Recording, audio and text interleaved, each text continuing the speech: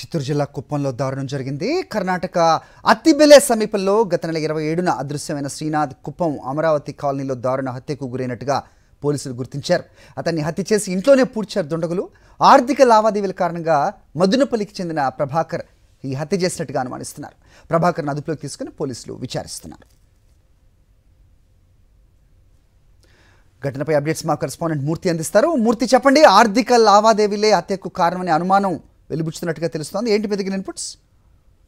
అది ఖచ్చితంగా ఇది ఆర్థిక పరమైనటువంటి లావాదేవీల కారణంగానే ఈ యొక్క దారుణ హత్య జరిగినట్లుగా పోలీసులు అయితే ప్రాథమికంగా గుర్తించారు. ఏదైతే చిత్తూరు జిల్లా కుప్పం మున్సిపాలిటీ పరిధిలో ఈ యొక్క ఘటన చోటు చేసుకుంది. కర్ణాటక రాష్ట్రంలో అత్తిబెలె అనే ప్రాంతానికి సంబంధించినటువంటి ప్రాంతంలో నివాసింటున్నటువంటి కుప్పం వాసి శ్రీనాథ్ గత నెల 27వ తారీఖు నాడు మిస్ అయ్యారు. ఈ నేపథ్యంలో కర్ణాటక పోలీసులకు కూడా ఫిర్యాదు చేశారు కుటుంబ సభ్యులు. ఆ తర్వాత అనుకోని విధంగా అతను స్వగ్రామైనటువంటి కుప్పం మున్సిపాలిటీ పరిధిలోనే అమరావతి కాలనీలో ఒక్కసారిగా అతను శవంగా కనిపించడంతో కన్నీళ్ల పర్యంతమవుతున్నారు.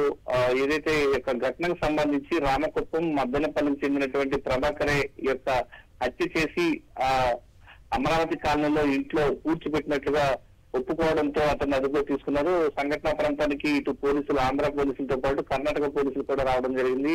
శ్రీనాథ్ హత్యకు కేవలం ఆర్థికపరమైనటువంటి లావాదేవీల కారణంగానే హత్య జరిగినట్లు ప్రాథమికంగా అయితే గుర్తించారు. రైట్. ఓకే మూర్తి.